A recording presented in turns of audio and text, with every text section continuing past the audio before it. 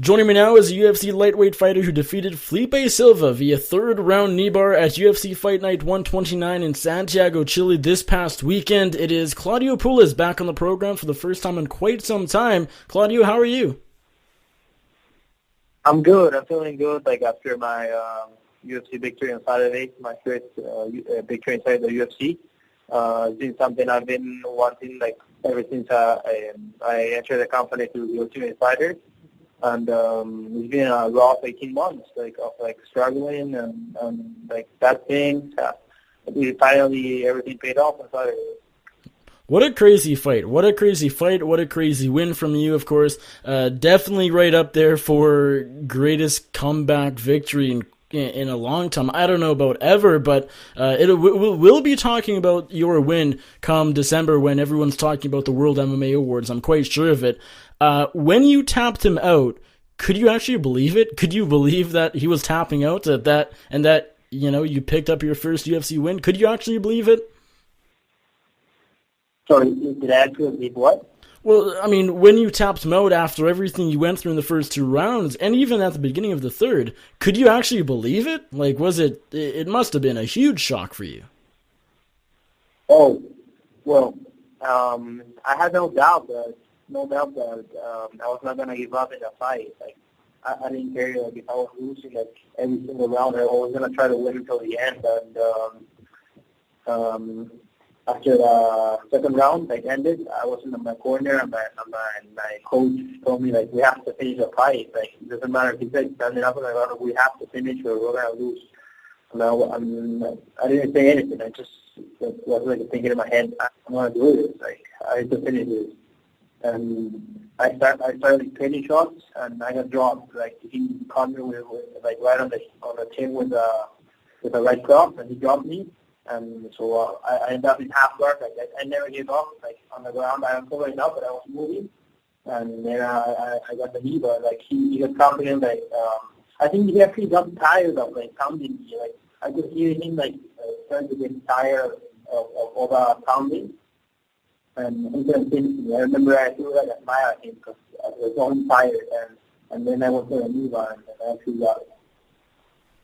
How were you able to remain so confident after taking quite a bit of damage, throughout the first 10 minutes or so? You said that in your corner they were telling you need to finish, but you never had any doubt or anything. How is that? I mean, how was it or how is it that you were able to remain so confident even going into a round in which, I mean, you needed to finish the fight and it wasn't a great position, but how were you able to remain so confident in that position?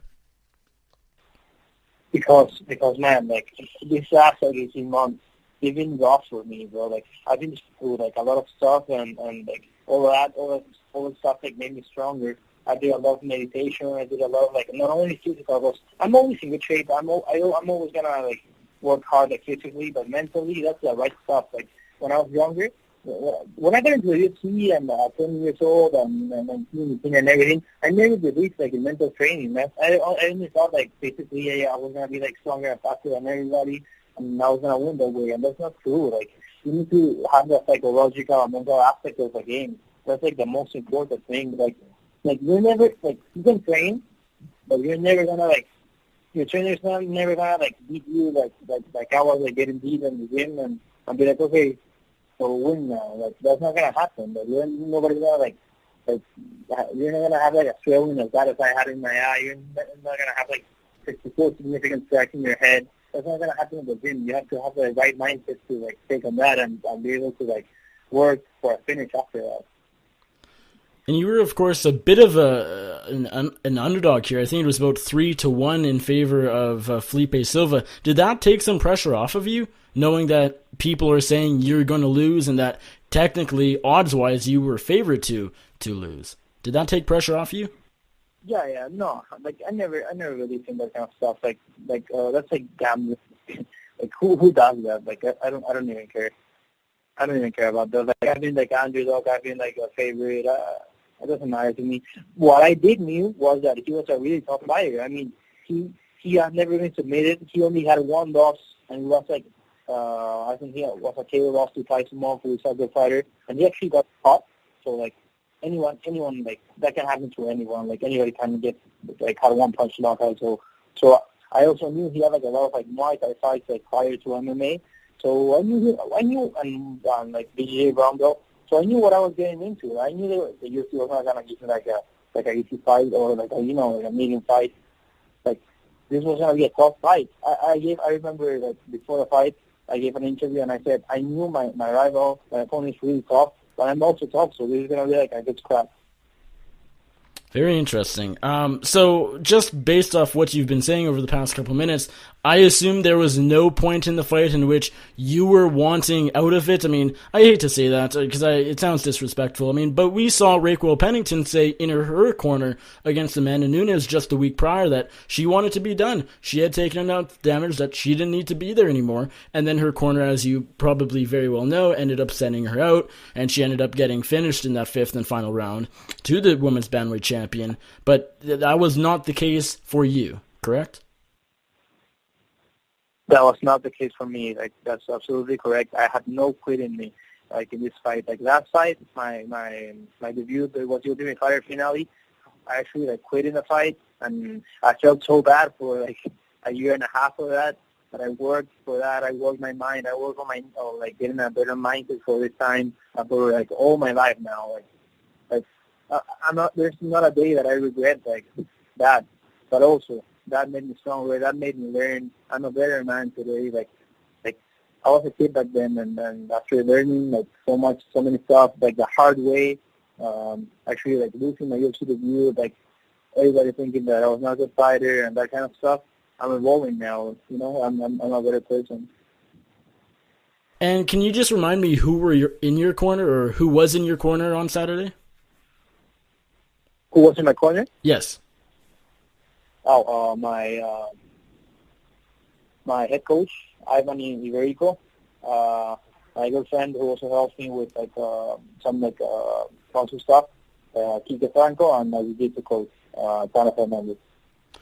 Interesting. And you mentioned that in between the rounds, the second and third round, going into the third round, they were telling you, Claudio, you need to finish the fight in order to win. If you don't finish the fight, you go to the judges, you will not win the fight. So that was a good message because it was very true, where sometimes we see corners, sort of not, they'll say it's tied, or they won't be as urgent, so to speak. What else were they saying? Did they ever talk about did they ever mention the possibility of throwing in the towel? Did they ask you if you're all right? What was the sort of the mindset in between the second and third round? After the first round, I remember they told me like I kind of like won the round. I had like better control, but I needed to like give a little more danger, like more ground and pound, because I did some takedowns, but I never like got I didn't get like too comfortable to strike, so I was just like holding the position.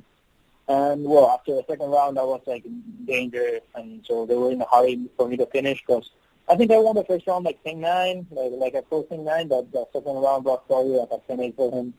So they didn't know if a 10-9 round for me was gonna like be enough to like get the win of the season. But they never did mention that, hey, if you start getting battered again in the third round, we might just call it off. They never told you that? I remember thinking when I was like getting like battered really bad, like on the second round, I was like thinking, please you referees like don't stop the fight. And for a moment I thought like I hope also that my corner don't throw a towel on. But I know my coach, like he's like really tough, and he's like really tough on that. Like he would probably not do that. Like I mean, maybe if I was like mounted for like not even that, not even if I was like mounted for like a whole round getting like elbowed, he probably won't even stop it and throwing a towel. And I was like in high guard and positions, like good positions all the time. So no, he's not gonna throw a towel. I'm tough. He knows I'm tough. He knows me. Like I've been with him since I was 17, since I made my pro debut. So he knows I'm tough also.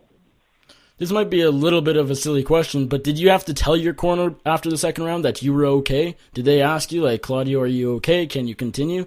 Was that something they said as well? I don't remember. You don't remember? I'm sorry, I don't remember. Like I don't remember much from those parts on the corner. Like they made me remember after like all the stuff I'm telling you. I was like I was like so rushed like in the corner. I feel like it was like 10 seconds like I was there. Yeah, I mean, again, you were down, and so it was sort of the heat of the moment. So I don't blame you whatsoever. Was there any time in the fight you mentioned that you were sort of fingers crossed, referee, don't call it off, I'm okay, don't call it off, corner, don't throw in the towel? Was there ever a time when you were really thinking legitimately, okay, this might be stopped? Were you thinking, was it ever going through your head during the actual fight that they might stop it? Were you surprised that the referee didn't step in at any point? I mean, if he would have stopped it, I would have definitely like have complained, because there was never a moment in the fight where I was like more than 4 or 5 seconds like getting pounded without moving. So I was moving the whole time. I was in the fight. I was never out. I mean, I got rocked a couple times. I knew it looked kind of bad sometimes, but I was never out of a fight, and I was definitely not wanting to quit at any moment. What were your emotions after the win? It was your first UFC victory, so that's a big deal, but it couldn't really have gotten any more emotional, I would think. What was going through your head once he finally did tap out to the knee bar? Wow, man, like, it was like a lot of like emotions, man. Like, me and my coaches, we were like so freaking happy. Like, I think there's not like a more emotional way to win a fight than a comeback like that, right? No, I agree. It was really big on me. Also, like, that, like, a win in the UFC has been something I've been looking forward, like, ever since I started training. Like, it was like one of the things I wanted to. Like, I mean, it's not like my final goal, like, at all, but it was like the beginning of my goals. So it's like a big thing for me. Like, to also, like, like, I've been like, not like depressed, but I've been like in bad places, and like the last 18 months, like I mentioned. So, like, sometimes you start like wondering, like, like maybe I'm not like as good as I thought, or like, can I get? I was like starting even thinking maybe I cannot get a win like in the UFC and stuff like that. But also, like, I just needed to like get back to my place and to like my good place, and now I am. But now I know I'm gonna get like better every time.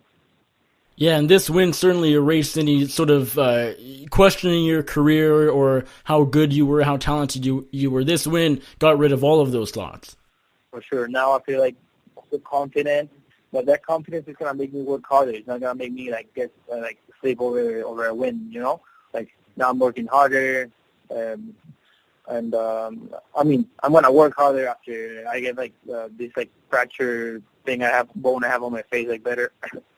But yeah, so good. I feel better. I'm confident now, and I'm gonna get like more job time now. I suppose that's something worth asking. As far as any injuries go, is it mostly just facial stuff? I mean, you mentioned you have a fracture. Where is it exactly? What is wrong, and how serious is it? I don't remember. It's in my face. I don't remember the name of the bone, but it has like a weird name. It's not the jaw. It's not the jaw, but it has like a weird name. It's just like a small bone. I can send you a picture of it if you want. Yeah, that'd be great. Yeah, I'll send it to you. Just send it. Maybe send it to your manager. Send it to Jason, and he can pass it over to me. All right. Yeah, but it's just like it might take that to like 4 or 5 weeks to like heal up. It's just that I hope I don't need surgery. You also got a $50,000 post-fight bonus for your performance. How life-changing is that money? Just because you're on the lower tier of UFC contracts and all that. This was only your second fight. How life-changing was that extra $50K? Sorry, the final question. What did you say again? Just the performance of the night bonus, the extra $50,000. How life-changing is that money for you? Oh man, that's like here in Peru, like 50 grand is a lot. It's a lot of money here. So actually, like I come now from like having like no money because like I haven't fought in 18 months to like actually like having some good money that I can like work around with like stuff. Also, I'm not gonna go crazy and spend it. Like, I'm still gonna live like the same lifestyle, the same things. I have my sponsors like paying for like. I have like great sponsors down here. They pay like for practically everything I need, like in my daily lifestyle for my camp and everything. So I'm just trying to go buy an apartment or something. Yeah, no kidding. Where are you living right now? I'm living in Lima with my mom. Right. Okay, so you're living with your mom. I knew you were in Peru, but just I was wondering, with your Yeah, parents or apartment or. I'm not that old, man. I'm 22. Come No, on. I know. I'm actually 17. I don't know if you realize I'm actually 17 years old. You So are 17? I am. Oh, you are 17. Really? I am 17 years old. Are you fighting? Are you training or something? I've done a little jujitsu, but I mostly enjoy talking to the fighters and maybe not being a fighter myself. Dude, you don't sound 17. I thought you were like 30 or something. Nah, I'm 17. I guess when you're doing these interviews, I don't know how many you do, but you probably don't talk to many people younger than you. I mean, you mean interviewers? Well, yeah, I mean, I guess really anyone in MMA, because 22 for a fighter, you're still far from your prime. Yeah, I know. I'm still like far from that. But just generally, I mean, if you're doing interviews or talking to the media, like even at media day, I don't know if you were at the UFC Chile media day or not, but I'm sure most people like that are well over 22. So, but yeah, I graduate high school next month actually, so it's kind of crazy. Wow, you're still in high school. That's crazy, man. I know. You're I'm a 2000 you're baby. kind of well known. You're just You're over kinda 4 years well-known, older man. than me. I turn 18 in July. Dude, that's crazy. It I is. can't It believe- is. I remember when I was your age, and I would think like all the time I'm like the youngest guy like doing like fighting MMA like one of the youngest pros for sure like in the world. Yeah, and that wasn't even that long ago. That was just four or 5 years ago. Yeah, I was 4-0 before I turned 18. That's crazy. That is crazy. Yeah, like down here in Peru, you can do that shit. Well, that's what I wanted to ask you. I mean, this was the first UFC card in South America outside of Brazil, and I think that's a huge deal, and not enough people were talking about that. Now, of course, you're not from Chile, but you're from Peru. It's still in South America. How big do you think this Chile card was for South America, and do you expect them to put on more shows not in Brazil, but still in South America in the future? Oh man, it was a big thing having a card down here in Chile. Like we're like neighbor countries. Like I'm in Peru, like next to Chile, and actually like UFC told me they were looking for to make like a UFC also in Peru, like did for this year, but like we don't have like arena good enough, so like there's probably not gonna be no UFC this year in Peru. There's gonna be another one in Argentina, which I'm not actually looking forward to fighting at. I already talked to my manager. I kind of want to get like my name to like be more known like somewhere else, maybe like Europe, maybe Asia. What about Las Vegas? Yeah, I'll do it. I'll do Vegas. I'll do like anywhere in the States. I want to like get a little bit out of also of Latin America. I speak English and everything. I want to get people like outside like Latin America to get to know me too. That's something I find interesting is that at still quite a young age of 22, you speak English. You're pretty fluent. You speak very well. Is that something you grew up with? Did you learn that particularly because of your MMA career? How did you, being born in Lima, Peru, how did you end up speaking English? I learned in school. I was in a British school, and then later when I was 14, I moved to Miami with my dad for a year. So I went to school. I went to middle school and I learned some more English. Huh, very interesting. How much do you think that'll help your UFC career as you get more well known, as you start doing more interviews and promotions and things like that, media day? It must be a huge benefit for you. Oh man, a lot for sure. Like I cannot wait actually to like fight like I was saying like somewhere else and actually like get to do some interviews in English because like we're getting a lot of like time for the Latin fighters and that they may be getting like a Latin like image for me, but I also want to do the like both things. Like I don't only want to get to be known like a Latin fighter. I also want to get known like anywhere in the world. I want to be like a worldwide fighter. Yeah, and I think this one helped you. I mean, I'll ask you, I mean, how big was this win just as far as increasing the amount of people that know who you are, that know who Claudio Puelles is, that is aware of you, that's a fan of you. This was a huge win for that, because that's everybody. That's so many people who have been talking about this come from behind win. It was the first fight of the night, yet it got the bonus. It got the $50,000 bonus. People were talking about it. How important was this win, just as far as your fan base? Dude, a lot more important than I thought it was gonna be. Like, I just felt like, oh, I won, dude. I'm like so happy. And then like all the fighters in the back were like, oh, you for sure won the bonus. And I was like, really? Like, I thought I was just like getting beat, and then like I would win the fight and just that. But no, like I'm getting messages from everywhere, like everywhere in the world. They're like sending me messages, like I inspire them and stuff like that. Like, I never thought I was gonna be like a Frankie Edgar. I thought I was probably gonna be like more known for like being a skilled fighter, but I never thought like of myself that people were gonna see me like a fighter that gave a lot of heart in a fight. I don't know why, but now I know that I can do that. I can do it, and I'm also that kind of fighter, and that makes me happy. That makes me like, that fulfills like a lot of goals I had. What do you think about the whole idea of some fighters being too tough for their own good? I think we saw that in the Pennington-Nunes fight. A lot of people were saying that about Rocky Raquel. And even before you won on Saturday, some people were saying that about you. I think maybe even the commentators, they were saying right now, Claudio is just really too tough for his own good. Is that a fair argument? Is that something that's real, in your opinion? I don't know, man. Like, I thought the referee did a good job. Like, I would have got like so mad, like if they would stop the fight. Like, even like right now, I would be like complaining to myself, like, why? Like, maybe I should have like moved a little more. Like, I don't know. Like, I'm good. Like, I don't have no concussion. I don't have anything. So like, I mean, how can I be like too tough for my own good? Sure. Yeah. No, I think the perspectives of different people is interesting, because you're the fighter who is there, and I think your opinion, your perspective is most important. I mean, I was just watching on my couch at home on TV, and so you know much more than or better than anyone else.